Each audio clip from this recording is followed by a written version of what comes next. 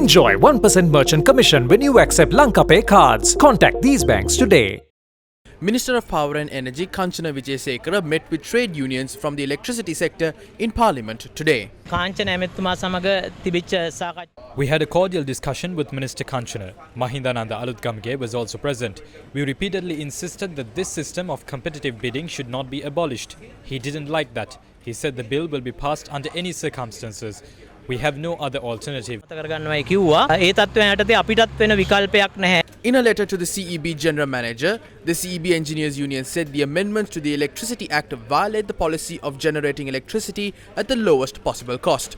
They recalled that the LNG power project was vested with a US company named Newsfirst.lk Energy without following a tender process. The engineers said officials who were part of this deal have signed agreements with India's Adani Group for a 500 megawatt wind power project.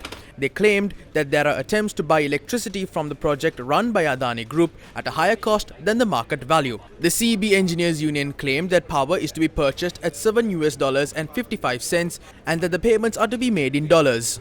They added that agreements like this jeopardize the country's power sector as local investors are prepared to sell power at a lower cost. The Thambapavani wind power plant can generate 100 megawatts. The production cost for each unit is 4 cents, but they are trying to buy electricity for 7.55 cents. We asked the government to nominate someone to take over this project. We are ready to do it, but if we don't receive a response by midnight, we will gradually suspend power supply to the country. හැබැයි කවුරුවත් රෑ 12 වෙනකොට එන්නේ නැත්නම් අපි ක්‍රමානුකූලව නවත්තනවා සමහර විට හෙට උදේ 8 වගේ වෙනකොට සම්පූර්ණයෙන්ම විදුලිය නැති වෙයි. We won't participate in the strike. This group played a main role in creating this crisis. They have to bear responsibility to some extent. Since 2017, we haven't been able to boost renewable energy sources. As an alternative, we have to go for diesel power plants or for emergency power purchases. The CEB is facing massive losses due to this. The people have to face the brunt of this loss. Therefore, minor changes have to be made to this act. If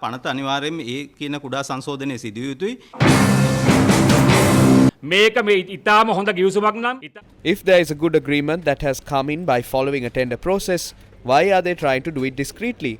These are the deals that some have struck with their allies to pocket a commission through power purchases even after they leave office. As a trade union at the CEB, we will definitely prevent this from happening. The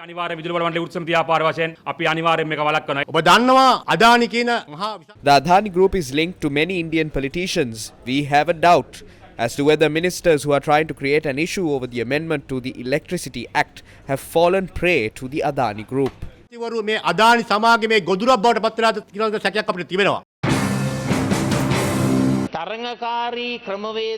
going away from the competitive bidding process, they are trying to award tenders for unsolicited proposals. We feel this will block attempts to generate electricity at a low cost to the country.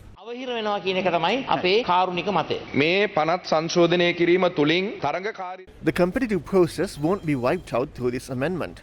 The Ceylon Electricity Board will be able to decide on the cost of a unit of electricity. Last week, the CEB requested me to permit the increase of electricity tariffs by 300%.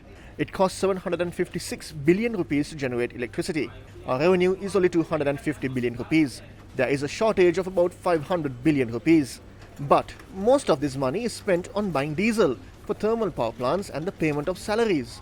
The salaries of these officials are increased by 25% every 3 years.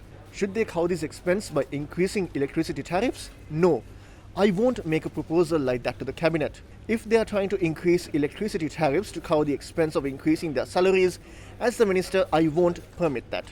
Trade unions have been reaching out to me from this morning. I tabled in Parliament a document highlighting which group caused the island-wide blackout on November 29th and December 3rd. This group is manipulating one trade union to take certain action. I will table this bill tomorrow. You can oppose this if you want to. If you oppose this, then we will have to deal with thermal and coal power plants even in the future. We need about $800 million just to import coal next year. All of you are speaking about foreign exchange outflows. We are spending $100 million every month to import diesel. That is $1.2 billion every year. If we go for wind power plants, there will be an outflow of $200 billion. Isn't this better than spending $1.2 million? Through investments, we will not only be able to meet the total demand, we can also have a surplus. I believe we must merge with India's electricity grid. Only then can we export electricity. Don't block these efforts. If you have suggestions, you can table them during the committee stages. We are ready to listen to you, but don't push the country into a bad position by joining a few CEB officials who are part of a mafia. They have said that they will create a blackout in the country. It's a terrorist group which says this.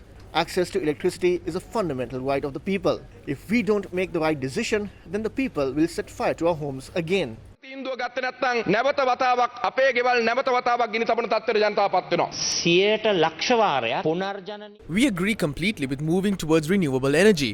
We are not ready to allow the electricity sector to fall into the hands of the diesel mafia. Wind power is an asset to our country. Local investors who invest in wind power will make payments in rupees. But they are trying to give away the wind power sector to foreign entities. Then we will have to pay them twice the amount in dollars to buy electricity. දෙගුණයක් dollar වලින් අපිටම සල්ලි දීලා ගන්න. ඒක හරිද? අපිට අද ඉන්ධන නැහැ. අපිට We don't have diesel or coal. No country gives us money.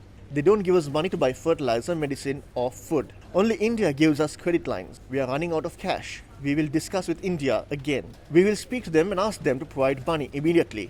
We need electricity and fuel. We need money to run our factories. Therefore, if we go ahead and cause a blackout, don't ask me to approach India for assistance.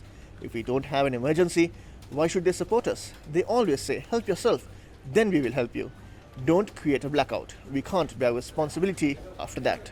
උදව් දෙන්නම් කියලා. Black out කරන්න එපා. Black out කරොත් මීට පස්සේ අපිට වග කියන්න බෑ.